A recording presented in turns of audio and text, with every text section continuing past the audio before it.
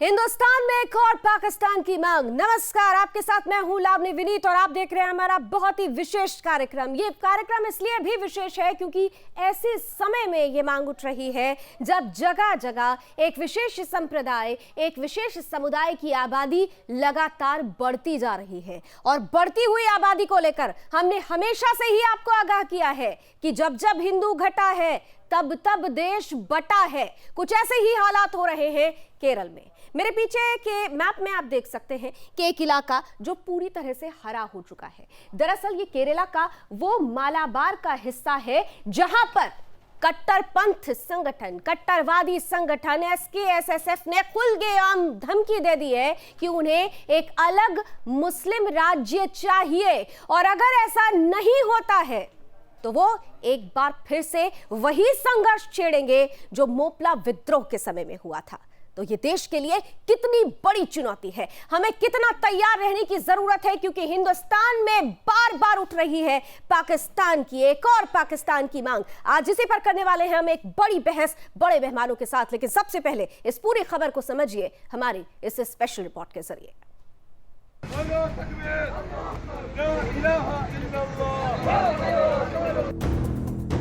केरल के कट्टरपंथियों ने देश को तोड़ने वाली साजिश के तहत एक बार फिर अपना फन उठाया है। हिंदुओं की नरसंहार का गवाह रहा केरल के मालाबार को अलग मुस्लिम बहुल राज्य बनाने की मांग कट्टरपंथी जिहादी करने लगे हैं। यहाँ तक कि अब राज्य में जंग छेड़ने की धमकी भी दी जा रही है। दरअसल कट्टरपंथी इस्लामिक संगठन समर्थित समस्त केरल सुन्नी स्टूडेंट फेडरेशन यानी SKSSF ने कहा है कि अगर मालाबार को अलग राज्य के रूप में मान्यता नहीं दी गई तो वो पूरे तेलंगाना में संघर्ष छेड़ेंगे।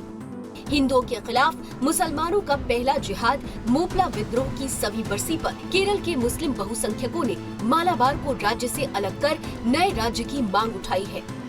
SKSSF के मुखपत्र सत्यधारा के संपादक अनवर सादिक फैजी ने फेसबुक पर जिहादी धमकी देते हुए लिखा है कि केरल को तेलंगाना की तर्ज पर बांटा जाए। मालाबार राज्य की मांग को लेकर स्थानीय लोग सड़कों पर आंदोलन करेंगे। नए राज्य की राजधानी कोझिकोड होगी। मालाबार राज्य नहीं तो छिड़ेगा संघर्ष। नए राज्य में वायनाड, कासरगोड, कन्नूर, कोझिकोड और मल्लारपुरम मुस्लिम शामिल हैं। यहाँ जानना जरूरी है कि वायनाड राहुल गांधी का संसदीय क्षेत्र है। केरल में जिहादियों का आतंक इस कदर बढ़ गया है कि अभी हाल ही में कट्टरपंथी PFI ने सीरिया और इराक जैसा नजारा दिखाया था, जिसमें संघ कार्यकर्ताओं के कत्ल के पहले की परेड को आभासी चित्रित को दर्शाया गया था। तस्वीरों में आप साफ देख सकते हैं कि तालिबानी PFI ने हथकड़ियां पहनाई है और पीछे से कुछ जिहादियों ने कॉलर पकड़ रखा है। साथ ही नाराए तकबीर और अल्लाह अकबर की नारेबाजी हो रही है। बहरहाल केरल में ये कोई पहला वाकया नहीं है जब मुस्लिम संगठनों ने मुसलमान बाहुल्य मालाबार क्षेत्र को केरल से अलग कर नए राज्य की मांग की हो। इससे पहले भी वो यही करते आए हैं। केरल में वामपंथी विचारधारा वाली पार्टी की सरकार और उसी सरकार के राज में लगातार ऐसी तस्वीरें सामने आती रही हैं। पिछले कुछ सालों में या फिर पिछले कुछ महीनों में कह लीजिए तो केरल से देश विरोधी साजिशें, हिंदुओं पर अत्याचार की कई घटनाएं सामने आ चुकी हैं। अब जरा आप SKSSF को भी जान लीजिए। SKSSF कट्टर इस्लाम का पोषक है। इसकी स्थापना 1989 में हुई। ये संगठन इस्लाम के धार्मिक पहलुओं पर कट्टर नजर रखता है। SKSSF मुस्लिम लीग को राजनीतिक समर्थन देता है। बहरहाल इसी साल कई राज्यों में विधानसभा चुनाव होने हैं, जिसमें केरल भी शामिल है। तुष्टीकरण की राजनीति करने वाले कुछ नेताओं के लिए केरल को तोड़कर मालाबार इस्लामिक राज्य बनाने की मांग संजीवनी भी साबित हो सकती है, क्योंकि उनके इरादों में देश विरोधी झलक दिखती रहती है। केरल के वायनाड से कांग्रेस नेता राहुल गांधी सांसद हैं। तो सवाल राहुल गांधी से भी बनता है कि देश के राष्ट्रीय पार्टी के नेता होने के नाते क्या इस देश विरोधी सोच न सिर्फ देश विरोधी बल्कि राष्ट्रीय सुरक्षा से भी जुड़ा हुआ है। ये विषय है तो क्या राहुल गांधी इस विषय पर अपनी चुप्पी तोड़ेंगे? जहां तक बात हिंदुओं के घटने की है तो इस विषय पर सुदर्शन न्यूज लगातार ये कहता आया है कि जब जब हिंदू घटा है तब तब देश बटा है और मालाबार मुस्लिम राज्य की मांग इसी का बड़ा नतीजा है।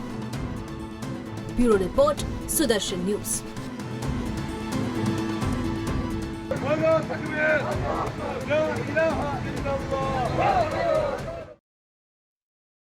तो ये देश के लिए कितनी बड़ी चुनौती है, इस देश के हिंदुओं के लिए कितनी बड़ी चुनौती है, हमारे और आपके लिए कितनी बड़ी चुनौती है, इस पर चिंतन और मंथन और आकलन करने की जरूरत है। और इसीलिए आज हमने इस चर्चा को आपके सामने रखने की एक छोटी सी कोशिश की है, लेकिन हमें उम्मीद है कि इस छोटी सी कोशिश के बड़े नतीजे निकलेंगे। तो चलिए, 3 खास मेहमान इस वक्त हमारे साथ जुड़ चुके हैं। मैं स्वागत करना चाहती हूँ, मेरे साथ इस वक्त जुड़ रहे हैं जाने माने पॉलिटिकल एक्सपर्ट हैं, कॉलमिस्ट हैं, PKD नाम्बियार साहब, बहुत बहुत स्वागत। साथ ही साथ हमारे साथ जाने माने राष्ट्रवादी चिंतक लेखक अमित शंकर जी भी इस पैनल का हिस्सा है। अमित जी, आपका भी बहुत स्वागत। और हमारे साथ तेज तरार प्रवक्ता भी हैं, संघ विचारक भी हैं और पेशे से प्रोफेसर वंदना पांडे जी भी जुड़ चुकी हैं। बहुत बहुत स्वागत वंदना जी, आपका भी करती हूँ। नाम्बियार साहब, आपके साथ शुरुआत करना चाहती हूँ क्योंकि आज हम जिस जगह की बात कर रहे हैं, जिस इलाके की बात कर रहे हैं, आप खुद वहां से आते हैं और जिस तरीके से मालाबार में एक अलग मुस्लिम राज्य की मांग की गई है, पहली बार नहीं है। हम दशकों से देख रहे हैं कि ये स्थिति बनी आ रही है, लेकिन हमने दशकों से इस दिशा में आंख भी बंद कर ली है, क्योंकि जब कभी भी हम साउथ की बात करते हैं तो हम ये सोचते हैं कि यहाँ पर तो ईसाइयत हावी है, जबकि हकीकत यह है कि यहाँ पर इस्लाम भी सक्रिय हुआ है और उसी का नतीजा आज देख रहे हैं। नाम्बियार साहब, पहली बात तो ये जो घटना है जिसके ऊपर आप जिक्र कर रहे हैं कि मलबार को एक अलग स्टेट के रूप में जो मांगने का, इसका 2013 में सबसे पहले ऑफिशियली, जो आपको पता है कि ये सोशल मीडिया का जमाने में ये तब इसके बारे में चर्चा हुआ था, शुरू हुआ था, जो SKSSF ने और उसका नेताओं ने मिलकर शुरू किया था। तो उससे पहले भी अगर आप देखोगे तो केरल का जो हिस्ट्री के ऊपर जाओगे तो केरल एकमात्र एक स्टेट है, पहली बार एक सेपरेट डिस्ट्रिक्ट बनाया गया है, मलप्पुरम डिस्ट्रिक्ट करके, सिर्फ मुस्लिम्स के लिए, वो भी किसी और ने नहीं, जबकि वो so called liberal most modern political party जिसको हम कहते हैं कि जो वामपंथी दल है, 1967 में 1967 में EMS Namboodiri party, which is considered to be the सबसे पहला, दुनिया का पहला चीफ मिनिस्टर जो चुना हुआ, कम्युनिस्ट चीफ मिनिस्टर, उन्होंने खुद मलप्पुरम करके एक डिस्ट्रिक्ट बना कर दिया है केरल के अंदर, मलबार इलाका में मलप्पुरम डिस्ट्रिक्ट। आज की डेट में 90% पॉपुलेशन मलप्पुरम डिस्ट्रिक्ट में मुस्लिम्स का है और उन्हीं का ही उधर चलता है। मलप्पुरम से कोई MLA या MP कभी भी मुस्लिम लीग के अलावा और किसी का आ ही नहीं सकता, ना वामपंथी दल हो या कांग्रेस हो, कभी मुस्लिम्स के अलावा और किसी को उधर से उम्मीदवार भी नहीं खड़ा कर सकते हैं।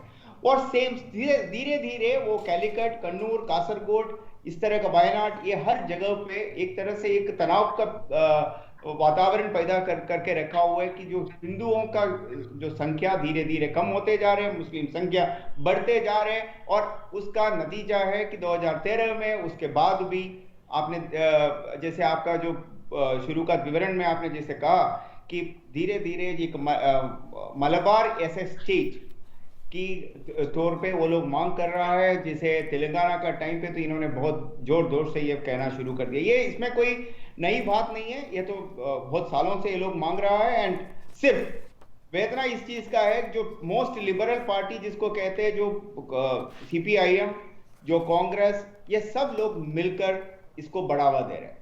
आप मोस्ट लिबरल कह रहे हैं, लेकिन मैं इनको स्यूडो पार्टीज कहूंगी, जिन्होंने सिर्फ अपने क्षणिक फायदे के लिए, एक छोटे फायदे के लिए, शॉर्ट टर्म बेनिफिट के लिए, उन्होंने पूरे देश को ही किस कदर नुकसान के मुहाने पर लाकर खड़ा कर दिया है कि अब हम हिंदुस्तान में एक और पाकिस्तान की मांग होते हुए देख रहे हैं। अमित शंकर जी के पास में जाना चाहूंगे। अमित जी, सबसे महत्वपूर्ण बात तब सामने आती है जब हम देखते हैं कि केरल, जो अपने समृद्ध साहित्य के लिए जाना जाता था, जो हमारे आदि शंकराचार्य का घर रहा है, जहां पर वैदिक परंपरा महत्वपूर्ण आधारशिला मानी जाती थी। ये सब कुछ पास्ट टेंस में चला गया, क्योंकि मैंने जैसे कहा कि क्षणिक फायदे के लिए जो वामपंथी इतिहासकार थे, उन्होंने पूरे इतिहास को ही बदल कर रख दिया। और उसी का नतीजा देखिए कि किस तरीके से ब्रेन वॉश हुआ, और आज हिंदुस्तान में, केरल में मालाबार के रूप में एक अलग पाकिस्तान की मांग हो रही है। अमित शंकर जी, आपने भी कहा वो कहीं से गॉड्स ओन कंट्री पे नहीं है, और जिस तरह वहाँ पे हरा रंग फैला है, तो आपको और मुझको आज से नहीं कई साल से पता था कि ये जो मांग आज उठ रही है, ये मांग कभी ना कभी सामने आएगी। और देखिए SKSSF जो 1989 में जो फॉर्म हुआ था, ये पिछले कुछ वर्षों में पूरे देश को पता था, देश की सारी खुफिया एजेंसियों को पता था कि ये मुस्लिम लीग के साथ इनकी एलिजेंस है, ये देश विरोधी बातें करते हैं, तो इनको हमने पनपने क्यों दिया? हम क्यों चीज को, जिसको निप इन द बड बोलते हैं, हम क्यों नहीं करते हैं? ये मुस्लिम तुष्टीकरण की राजनीति हम कब करना बंद करेंगे? और अगर ये हमने करना बंद नहीं किया तो जैसे एक उधर कश्मीर खड़ा हो गया था, मेरा यकीन जानिए देश में इस तरह के छोटे छोटे कई सारे राज्य खड़े हो जाएंगे जो अलग होने की मांग करेंगे, और तब उनका दमन करना बहुत मुश्किल होगा। यहाँ जो समझने वाली बात है लावनी जी, वो दो है। पहली बात तो हमको ये निर्धारण करना होगा कि जो विपक्षी दल हैं वो विपक्षी दल हैं या वो देश विरोधी दल हैं, क्योंकि ये जी लिबरल और सूडो लिबरल, ये सब शब्दों के जाल को हटाते हुए हमको सिर्फ दो दल देखने होंगे, एक दल जो राष्ट्र के साथ है, एक दल जो राष्ट्र के विरुद्ध है। कांग्रेस और लेफ्ट अगर इनका इतिहास देखेंगे तो ये कहीं से राष्ट्र के साथ नहीं है, और देश की जनता को अपनी आंखें खोलनी होंगी, वो चाहे राइट के हों या चाहे लेफ्ट के हों, कि हमें कैसा देश चाहिए। क्या हमें ऐसा देश चाहिए जो चारों तरफ मुस्लिम देशों से घिरा हो, या हमें ऐसा देश चाहिए जिसमें हिंदू, मुस्लिम, सिख, ईसाई सब रह सकते हैं? और जो दूसरी बात जो यहाँ पे मैं कहना चाहूंगा वो ये है कि देश की जो सरकार है उसको इस बात का संज्ञान लेना पड़ेगा कि तुष्टीकरण की राजनीति आज हमें कहां तक ले आई है, और उसे इस बात को मानना होगा कि अगर इनके साथ सख्ती से पेश नहीं आया गया, अगर इन्हें आज भी वही ढील दी गई, तो आने वाले दिनों में जो परिणाम हमारे सामने आएंगे वो बहुत भयावह होंगे। निश्चित रूप से परिणाम बहुत भयानक होंगे। और प्रोफेसर पांडे, हम भयानक परिणाम होंगे क्या? हम तस्वीर तो देख रहे हैं, आए दिन वहां हिंदू कार्यकर्ताओं की हत्या होती है, आए दिन वहां आरएसएस से जुड़े हुए कार्यकर्ताओं की हत्या होती है। अगर अब तक देख ले, हम बीते अगर 25 वर्षों की बात करें तो 300 से ज्यादा आरएसएस कार्यकर्ताओं को सरेआम मार दिया गया।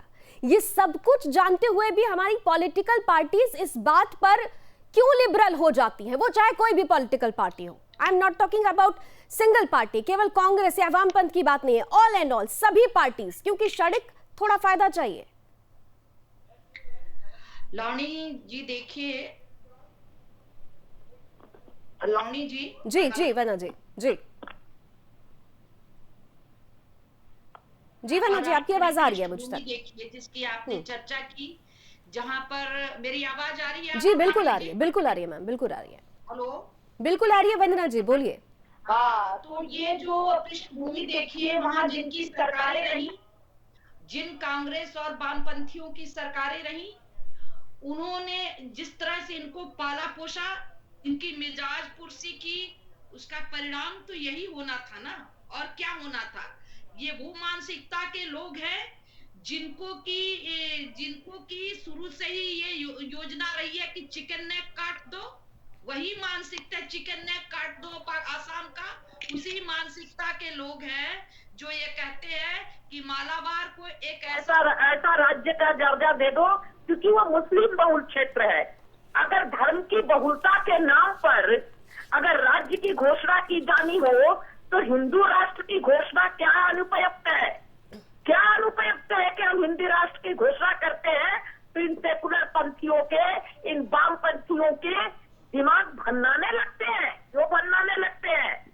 लेकिन हम ये मानते हैं कि भारतवर्ष अखंड राष्ट्र है, और इसके लिए इस तरह के कुकृत्य करने वाले लोग जिन्होंने कि 1921 में जिन्होंने इसकी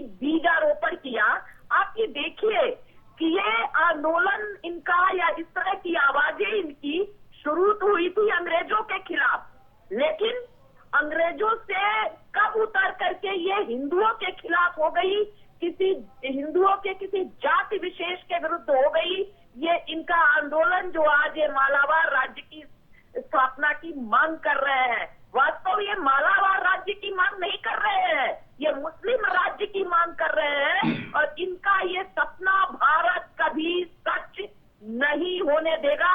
मैं अपने शुरुआती दौर के ही अपने संबोधन में ये बात कह देना चाहती हूँ, उनके ये सपने पूरे नहीं होंगे, लेकिन ये चिंता की बात जरूर है कि हजारों हिंदुओं की, हिंदू महिलाओं के नृशंस हत्या करने वाला यह समूह जो आज मालाबार राज्य की मांग कर रहा है, यह वास्तव में बहुत चिंताजनक बात है। वह राज्य जहां पर मुस्लिम तुष्टीकरण के नाम पर इस तरह से बढ़ावा दिया गया, जहां पर रेडिकल इस्लाम को इस बुरी तरह से बढ़ावा दिया गया, जहां पर एक अलग अरब देश बसाने की कवायद सरकार के द्वारा ही, केरला की सरकार के द्वारा ही किया गया है, इन सब पर विराम लगाने की जरूरत है। विराम लगाने की जरूरत है, बिल्कुल इस पर विराम लगाने की जरूरत है, लेकिन विराम लगेगा कैसे? ठीक है, आती हूँ मैम आपके पास। आपने महत्वपूर्ण बात कही, आप सभी कह रहे हैं कि ऐसी चीजों पर विराम लगाने की जरूरत है, लेकिन नाम्बियार साहब ये फुल स्टॉप लगेगा कैसे? क्योंकि यहाँ पर तो देखिए एक्सक्लेमेशन पहले लग जाता है। जब ये लोग ऐसी मांगे करते हैं तो इन्हें बचाने के लिए एक पहले से ही सोशल शील्ड तैयार हो जाती है, और हमारे यहाँ सो कॉल्ड अल्पसंख्यक का तमगा लेकर लोग खड़े हो जाते हैं। क्योंकि मैं बार बार कहूंगी कि कुछ लोगों को सड़क आना चाहिए, उन्हें सड़क फायदा चाहिए। जब पहली बार केरला की इस सरजमी से मुस्लिम राज्य बनाने की मांग उठी थी, उस वक्त भी वहां की राजनीतिक जो पार्टियां हैं उन्होंने सीधे सीधे कहा था कि इस पर सोचने की जरूरत है। उस समय उन्होंने ये नहीं देखा था कि ये सोच नहीं, इसे तो खाद पानी दिया जा रहा है, इस विचार को अभी के अभी तेजाब से जलाने की जरूरत है। ये किया नहीं गया, और इसका नतीजा आज हम देख रहे हैं। केरला में एक नो गो एरिया तैयार हो रहा है, एक और जिनोसाइड की प्लानिंग हो चुकी है, क्योंकि खुलकर ये जिहादी कहते हैं कि अगर राज्य नहीं मिलता है तो वही संघर्ष होगा। कौन सा संघर्ष होगा ये बताने की जरूरत नहीं है। नाम्बियार साहब, पहली बात तो यह है कि मैं आपको कहूं कि मलबार इलाका में जो देखिए जैसे 6 से 7 डिस्ट्रिक्ट है, जो नॉर्थ केरला को मलबार इलाका कहा जाता है, और ये इस इलाका में मुस्लिम्स अल्पसंख्यक नहीं है, स्पेशली खासकर 2-3 डिस्ट्रिक्ट्स में तो बिल्कुल भी नहीं है। नहीं, वो मैं जानती हूँ कि वहां अल्पसंख्यक नहीं है, लेकिन हमारे देश में अल्पसंख्यकों का दर्जा तो ले लिया है ना उन्होंने, इसी का तो फायदा उठाते हैं। अल्पसंख्यक का दर्जा ही लेकर फायदा उठाया जाता है। जब उधर अल्पसंख्यक है नहीं है, और उनका जो पूरी उस इलाका का जो वातावरण है इन टर्म्स ऑफ उनका cultural change, there is a societal change, there is a political change, in terms of खाने पीने का ढंग। मैं कहूंगा कि मैं 30 साल पहले जब हमारे बचपन में तो उधर बुर्के पहना हुआ कोई लोग आपको बहुत कम मिलेगा। आज की डेट में अगर आप मलबार इलाका में चलोगे, आपको कोई ज्यादातर लोग आपको बुर्का पहना हुआ मुस्लिम लेडीज को आपको मिलेगा हर जगह पे। कपड़ा पहनने का ढंग बदल गया, खाने पीने का ढंग बदल गया, आपका शॉपिंग करने का तरीके का ढंग बदल गया, आपका जो ऑफिस का स्कूल में जाने का आने का टाइम बदल गया। फिर और क्या है, एक संस्कृति के अंदर तो यही सब चीज तो एक जगह का और एक संस्कार का पहचान यही होता है, वो सब धीरे धीरे बदल चुका है। Now coming to the political part of it, so there are 2-3 aspects to such kind of an issue, Lovely ji. One is that the first is the societal change, second is the religious and linguistic change, third is the political cause. So one of the primary reason both वामपंथी दल और जो कांग्रेस इस चीज को इसीलिए support कर रहे हैं, मुस्लिम्स को शुरुआत के तौर पे इन लोगों ने वोट बैंक पॉलिटिक्स की तरह यूज किया। आज मुस्लिम्स लीग यानी कि सबसे ज्यादा जो सबसे बड़े पार्टी माना जाते हैं मुस्लिम्स को जो रिप्रेजेंट करने वाला, वो इतना शक्ति ले चुका है आज की डेट में 26 सीट में, मलबार इलाके के 26 सीट में चाहे कोई भी खड़े हो जाए, कोई भी पार्टी का बंदे खड़े हो जाए, वो मुस्लिम लीग का ही बंदा बनेगा। आज फैक्ट आज की डेट में पॉलिटिकल सर्कल इन केरला में ये बात हो रहा है कि अगला जो chief minister and deputy chief minister होगा तो मुस्लिम लीग से होगा। आपको और थोड़ा पीछे और लेके जाता है, जब आजादी के टाइम पे, आजादी के बाद जब भारत स्वतंत्र हुआ, जो पहला जो प्रधानमंत्री है जवाहरलाल नेहरू जी ने ये कहा, Muslim League is a dead horse, और मरा हुआ घोड़ा है। बट आपको पता है मुस्लिम लीग को किसने जिंदा रखा? मुस्लिम लीग को जिंदा रखने वाला वामपंथी दल है, जो मैंने बोला 1967 में ईएमएस ने मुस्लिम लीग को सबसे पहले हिंदुस्तान के अंदर पावर में ले आया, साथ में रखा। तो मेरे हिसाब से ये होना चाहिए, आप जैसे नेशनल टेलीविजन जैसे आपका चैनल है, ये इसके ऊपर बात करना चाहिए कि यस, इस तरह का राजनीति इस देश में होना चाहिए। इस तरह का राजनीति इस देश को किस तरह से बिल्कुल, जब राष्ट्र की बात है, राष्ट्र पर बात आए तो राष्ट्रनीति को ऊपर रखना चाहिए, राजनीति को नहीं। लेकिन हमारे यहाँ लोगों ने यही किया। मेरे साथ इस वक्त सुनील चोपड़ा जी भी जुड़ चुके हैं, सीपीएम के बड़े नेता हैं और वामपंथ का पक्ष बड़े प्रखरता के साथ रखते हैं। तो सुनील जी, आपका भी स्वागत कर रही हूँ, लेकिन एक ब्रेक के लिए मुझे कहा जा रहा है, ब्रेक के बाद लौटेंगे तो सीधे सुनील जी के पास चलेंगे और जानने की कोशिश करेंगे कि आज जो केरल में हो रहा है, क्या उसकी जड़ को सबसे ज्यादा खाद पानी देने में वामपंथ की पार्टियों ने काम किया है? महत्वपूर्ण सवाल है और चर्चा भी महत्वपूर्ण है। बने रहिएगा हमारे साथ इस छोटे से ब्रेक के बाद।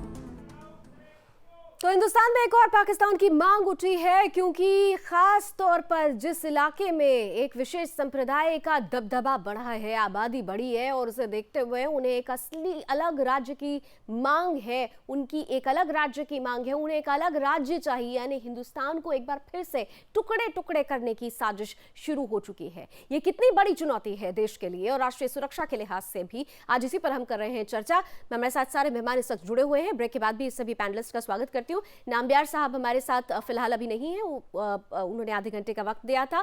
फिलहाल सुनील चोपड़ा जी इस पैनल का हिस्सा बन चुके हैं। सुनील जी, स्वागत कर रही हूँ और बड़ा साधारण सा सवाल करूंगी सर, प्रो इस्लामिक एक्टिविटीज के लिए आपने कितनी बढ़िया जमीन दे दी, केरल एकदम उपजाऊ भूमि हो गई ऐसे लोगों के लिए जो हिंदुस्तान में एक और पाकिस्तान की मांग खुलकर कर रहे हैं और धमकी दे रहे हैं सोशल मीडिया के जरिए कि अगर ऐसा नहीं होता तो फिर से संघर्ष होगा। वही संघर्ष जो मोपला संघर्ष के दौरान हुआ था, जब हिंदुओं का जिनोसाइड हुआ था।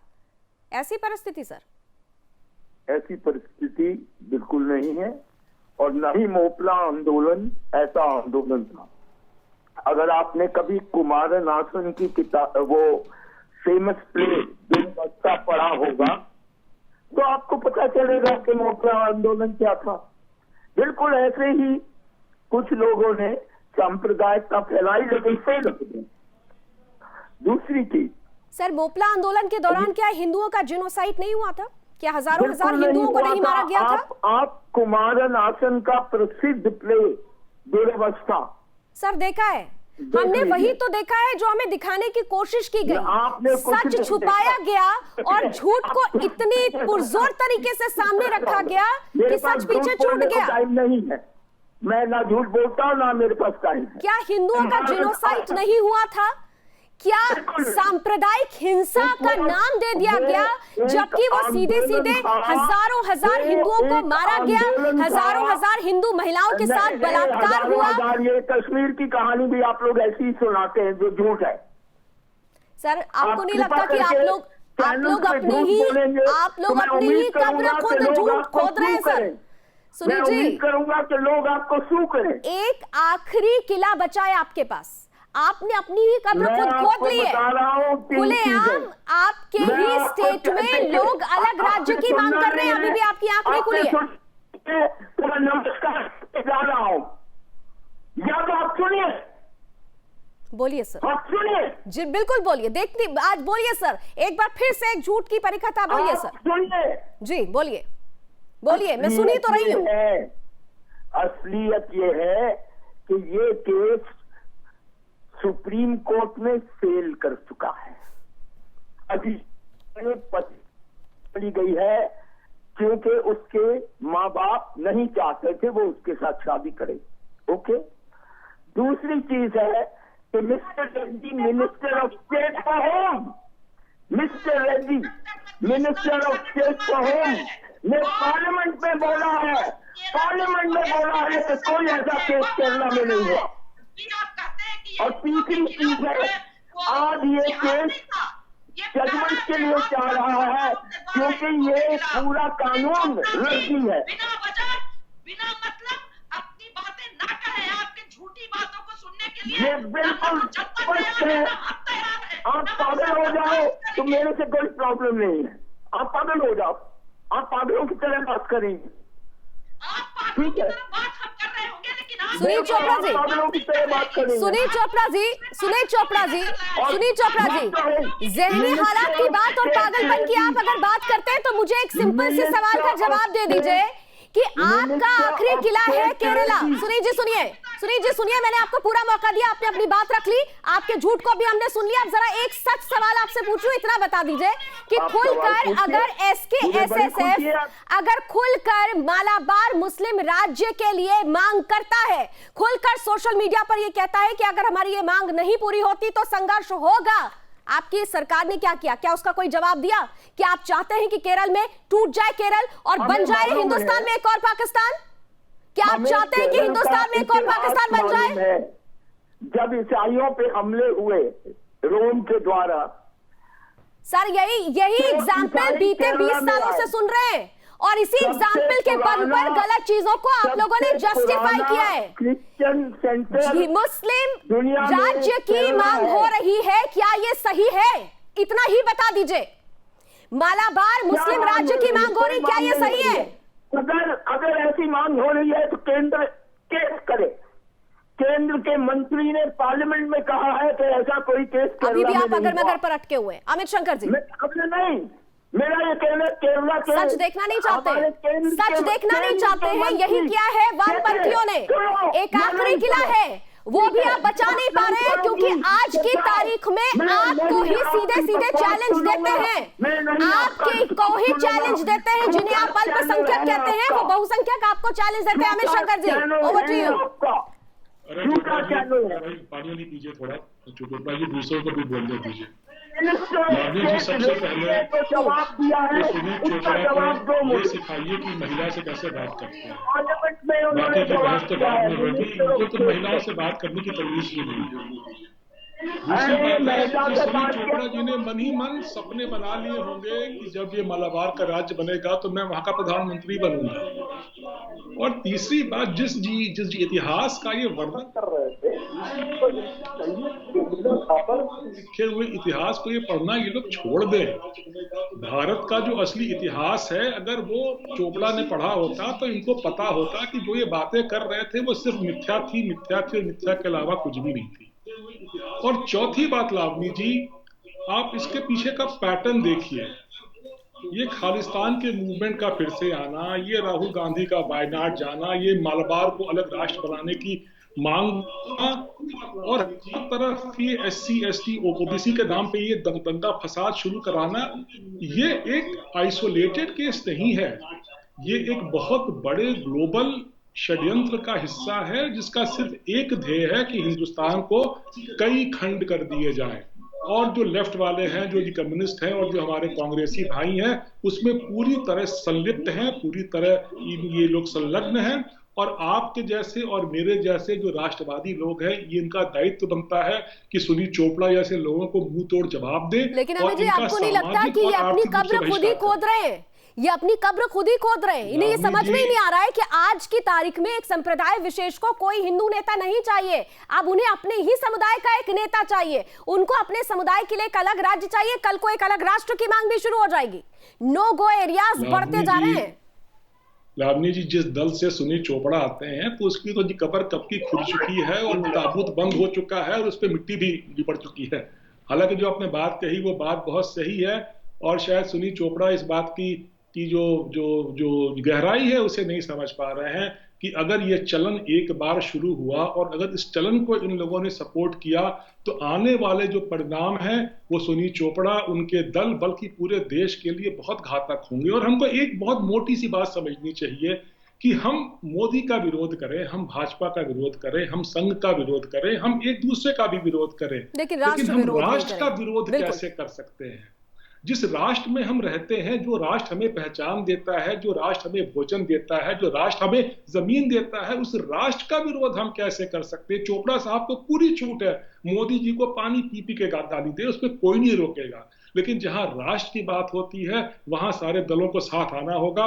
और अगर राजनीतिक दलों को आज ये बात समझ में नहीं आई, यकीन जानिए लावनी जी, कल जब इस तरह छोटे छोटे राज्य और देशों की मांग पूरे देश में शुरू हो जाएगी तो इन राजनीतिक दलों के पास पूछ पाने की जगह भी नहीं मिलेगी। सुनील चोपड़ा जी, एक के बाद एक, मैं वना जी आपके पास आ रही हूँ, लेकिन सुनील जी से जरा महत्वपूर्ण सवाल करूंगी। सुनील जी, केरला की जब कभी भी बात आती है तो केरला वो भूमि बन चुकी है। पहले तो आपसे अगर मैं कहूंगी कि वो आदि शंकराचार्य की भूमि रही है तो आप उसे नजरअंदाज करेंगे, इनकार कर देंगे, पता नहीं कहां का इतिहास ले आएंगे। नहीं, मुझे कुछ नहीं मालूम, लेकिन मुझे आपसे ये मालूम करना है, मुझे कुछ नहीं मालूम, मुझे आपसे ये मालूम करना है कि केरल में ही पीएफआई, केरल में ही स्लीपिंग सेल सिमी, केरल में ही एसकेएसएसएफ जैसे जो चरमपंथी संगठन है, कट्टरपंथी संगठन है, ये सब केरल में ही क्यों खड़े हो गए? क्यों केरल में ही आवाज उठने लगी कि भाई हिंदुस्तान में एक और पाकिस्तान बनाओ, वक्त आ गया है? केरल में ही क्यों? बोलने वाले लोग आप जैसे ये बकवास करते हैं, मैं इसको थोड़ी बकवास मानता हूँ। सर, सच का सामना करिए। नहीं, मैं अभी सच का सामना करिए। आपकी विद्वता पर आज मुझे हंसी आ रही है। अब आप लोग जो इंटेलेक्चुअलिज्म की झंडा बरदारी करते हैं, सो कॉल्ड लिबरलिज्म जो दिखाते हैं, उसी का ये नुकसान है कि आज देश के टुकड़े टुकड़े करने के लिए कई संगठन खड़े हो गए हैं। आज खुलकर हिंदुओं को प्रताड़ित किया जाता है, हिंदू अपने घर के आगे लगा देता है कि ये घर बिकाऊ है। आप जैसे लोगों की वजह से ये हुआ है। तो ऐसी बकवास नहीं। केरल का इतिहास बता सकते हैं आप मुझे? मैंने तो आपने कह दिया मैं अनभिज्ञ हूं, जरा मुझे केरल का इतिहास बता दीजिए कि किस तरह से हिंदुओं का दमन हुआ। यहां से बताइएगा कि हिंदुओं का दमन कैसे हुआ, यह भी बताइएगा। ये बकवास करने का नहीं हूँ जी, ये बकवास इसलिए है क्योंकि आपको इतिहास का वो पन्ना पलटना ही नहीं है, आपने उस इतिहास को ही बदल दिया। प्रोफेसर वंदना पांडे का कहना था कि केरला में कोई लव जिहाद का केस नहीं है, वो पार्लियामेंट में कहे, क्यों कहे बताइए? और लव जिहाद के सबसे ज्यादा केसेस केरल में ही आए। पीएफआई को आप लोग कुछ भी नहीं बोलते रहे और केरल हाईकोर्ट ने सबसे पहले कहा था कि पीएफआई जैसे कट्टरपंथी संगठन को बंद कर देना चाहिए। तमाम तरीके से आप कहते रहे नहीं, वहां पर तो कुछ भी नहीं होता, सड़कों पर गाय काट दी जाती है, वहां पर अलग मुस्लिम स्टेट की मांग शुरू हो रही है, वो भी आपको नहीं दिखाई देगा। प्रोफेसर वंदना पांडे, सच का सामना करने में परेशानी होती है। प्रोफेसर वंदना,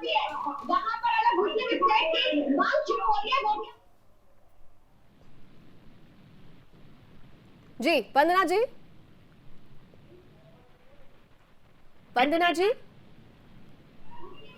जी, आपको मेरी आवाज पहुंच रही है? लावनी जी, ये कोई पहली बार नहीं है, ये तो केरल में इनकी सरकार कान में रुई डाल के बैठी हुई थी।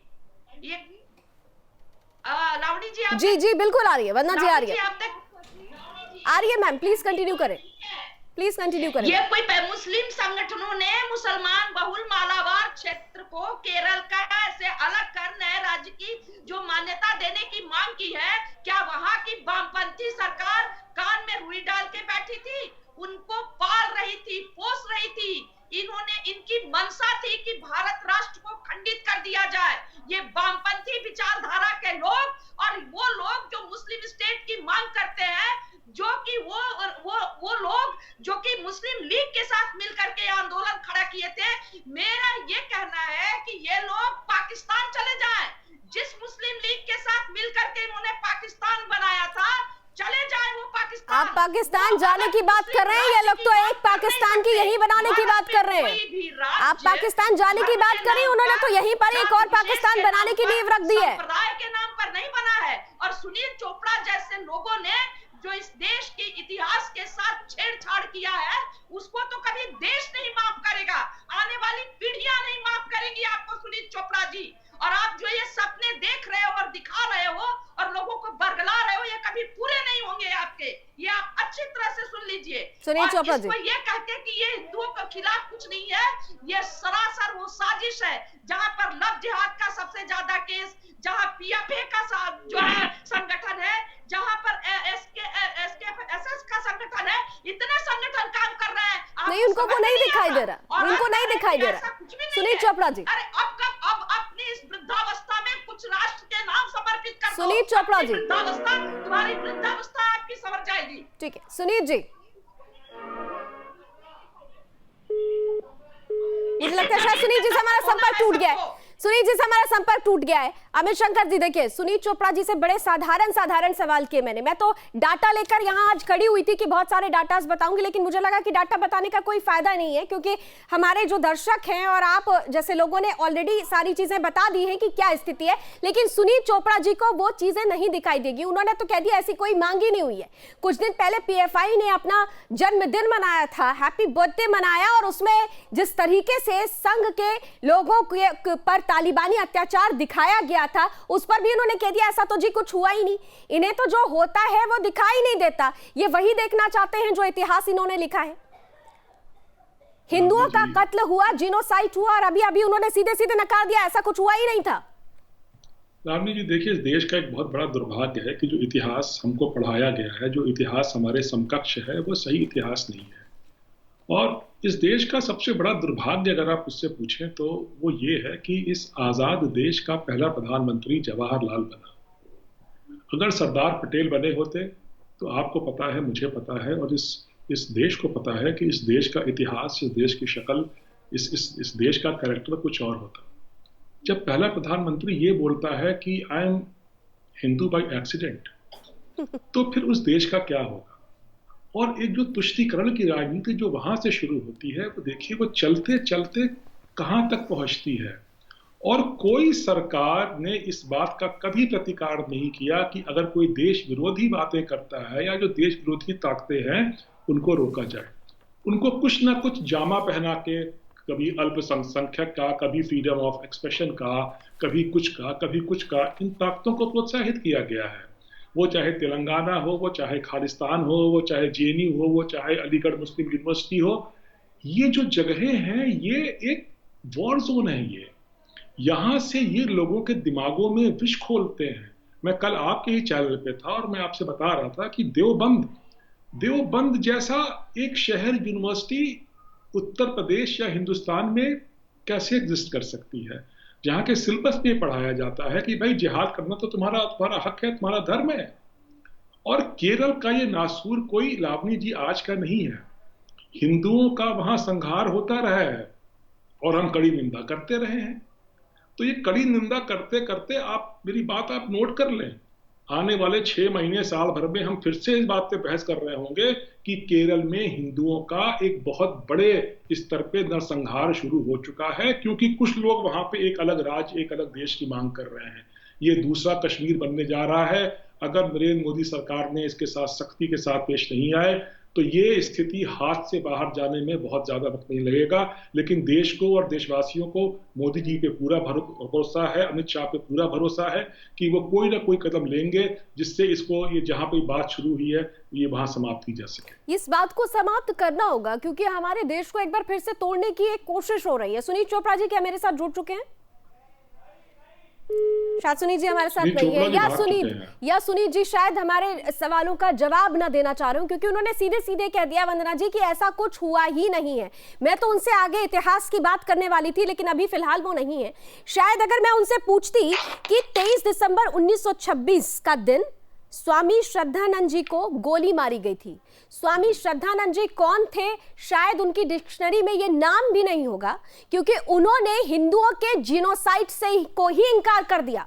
उन्होंने ये इंकार कर दिया कि वहां हजारों महिलाओं के साथ, हिंदू महिलाओं के साथ बलात्कार हुआ था, उनका धर्मांतरण करा दिया गया था। और उसके बाद जब परिस्थिति ठीक हुई थी कुछ हद तक, तो स्वामी श्रद्धानंद जी ने ही एक बार फिर से उन महिलाओं की, लोगों की घर वापसी कराई थी और इस कदर वहां के लोगों को ये नागवार गुजरा, एक विशेष संप्रदाय को नागवार गुजरा कि उन्होंने उन्हें गोली मार दी। उनकी खुलेआम हत्या की गई थी आश्रम में और जिन्होंने हत्या की थी उनके खिलाफ एक शब्द भी नहीं कहा गया क्योंकि उन्हें बचाने वाले यही सो कॉल्ड लिबरल पार्टी के लोग थे। प्रोफेसर वंदना पांडे जी। और जिन्होंने हत्या की थी प्रोफेसर वंदना।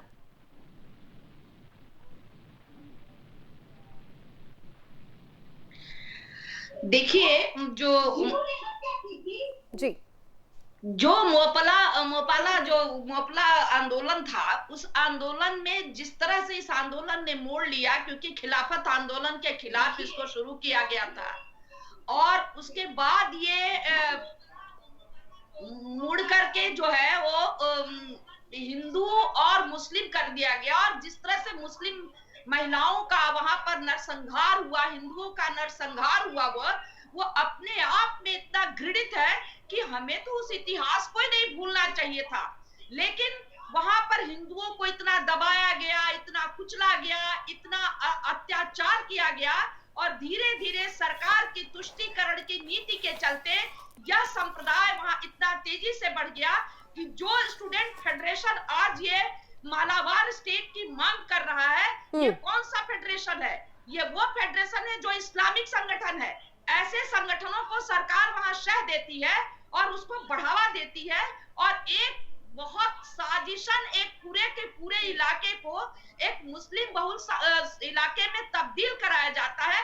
सरकार की शह पर हो रहा है ये, और सरकार ये ना भूले कि सत्ता जो है जिस अल्पसंख्यकों को, हिंदू अल्पसंख्यकों को वहां पर जिस तरह से प्रताड़ित कर रही है वामपंथी सरकार, अगर ये हिंदू एक दिन वहां उठ खड़े हुए तो ये ना भूले कि वो पद्मनाभ स्वामी की धरती है, ये ना भूले कि वो अयप्पा की धरती है और वहां पर भगवान साक्षात विराजते हैं और वहां के हिंदू समाज जागृत हो रहा है। आप ऐसा ना सोचे, हमारा राष्ट्रीय स्वयंसेवक संगठन भी बहुत ही कर्मठता के साथ वहां पर लगा हुआ है। हाँ, यह जरूर है कि प्रारंभ से ही राष्ट्रीय स्वयंसेवक संघ की सभाओं पर उनके कार्यकर्ताओं की हत्या होती रही है और इसका परिणाम है ये सरकार की, वामपंथी सरकार की सोची समझी साजिश है। उनकी मार्क्सवादी कुत्सित विचारधारा को हम वहां सफल होने नहीं देंगे। लेकिन परिस्थितियां अभी फिलहाल चुनौतीपूर्ण है, लेकिन जस की तस बनी हुई है। अमित जी, सबसे महत्वपूर्ण बात है कि जिस मार्क्स नीति की बात होती है वही मार्क्स शिक्षा पद्धति भी तो हमारे ऊपर हावी रही। आपको नहीं लगता कि बौद्धिक क्षेत्र में अब सबसे ज्यादा काम करने की जरूरत है? अमित जी, सबसे महत्वपूर्ण बात मुझे लगता है प्रोफेसर वंदना पांडे, आप प्लीज अपने टीवी का वॉल्यूम प्लीज बंद कर दीजिए, या अमित शंकर जी आपके यहाँ अगर टीवी ऑन हो तो प्लीज उसका वॉल्यूम बंद करें सो दैट हमारी आपकी आवाज सीधे वहां पहुंच सके। अमित जी, बौद्धिक क्षेत्र में क्या बहुत ज्यादा काम करने की जरूरत है? क्योंकि जो अगर हम तो पुराना इतिहास उठाकर देखें, केरल में 2 शिक्षा मंत्री हुए, हिंदू धर्म से केवल 2 हुए, लेकिन वो भी पार्टी वामपंथी थी, इसलिए उन्होंने अपने अपने तर्क और हिंदू धर्म के खिलाफ भ्रामक परिस्थितियां जितनी भी वो पैदा कर सकते थे पैदा की। काला इतिहास लिखना चाहते थे, लिख दिया, और वही पढ़कर हम और आप बड़े हो गए और आज हालात देखिए हमारे सामने। तो क्या बौद्धिक क्षेत्र में बहुत परिवर्तन की जरूरत है? लावनी जी, आपने बहुत बड़ा ये सवाल खड़ा किया है और जो आज भुगत रहे हैं, जो हमारे सामने स्थितियां हैं, उन सबका कोई उत्तर है तो वो आपके प्रश्न में ही निहित है। और देखिए, एक तो होता है तर्क करना, लेकिन पिछले 70 वर्षों में कांग्रेस और लेफ्ट ने हिंदुओं को लेकर कुतर्क किया है और ये कुतर्क आप जैसे मेरे जैसे लोग पढ़ते पढ़ते ये हमारे कहीं ना कहीं जाके हमारे जेनेटिक कोड का पार्ट बन गया है। और जब तक हम अपनी शिक्षा पद्धति को नहीं सुधारेंगे, जब तक हम अपने इतिहास को नहीं सुधारेंगे, जब तक हम अपने आप को संस्कारों के पास लेके नहीं जाएंगे, जब तक हम हिंदू धर्म क्या है इसको नहीं समझेंगे, जब तक उसकी हम प्रैक्टिस शुरू नहीं करेंगे, खास तौर पे। जी, खास तौर पर हिंदू धर्म को जब तक हम आत्मसात नहीं करेंगे, मानसिक पटल पर वो जो अंकित स्मृति चिन्ह है उसे मिटाकर नई स्मृतियां नहीं बनाएंगे, जो हमारे अद्भुत अलौकिक परंपरा और संस्कृति से जुड़ा हुआ है, जो हमारे वास्तविक सनातन धर्म से जुड़ा हुआ है, तब तक हम ऐसी परिस्थितियां देखते रहेंगे। मोदी विरोध, सरकार विरोध के नाम पर राष्ट्र विरोध शुरू हो चुका है। हिंदुस्तान में एक और पाकिस्तान की आवाज उठ चुकी है। इस आवाज को मुखरता और प्रखरता के साथ दबाने की जरूरत है, क्योंकि हम फिर से आपको याद दिलाते हैं, जब जब हिंदू घटा है तब तब देश बटा है, इसलिए जागने की जरूरत है। बहुत बहुत शुक्रिया आप सभी मेहमानों का हमारे साथ आज इस चर्चा में जुड़ने के लिए। आज की चर्चा में बस इतना ही। जय हिंद।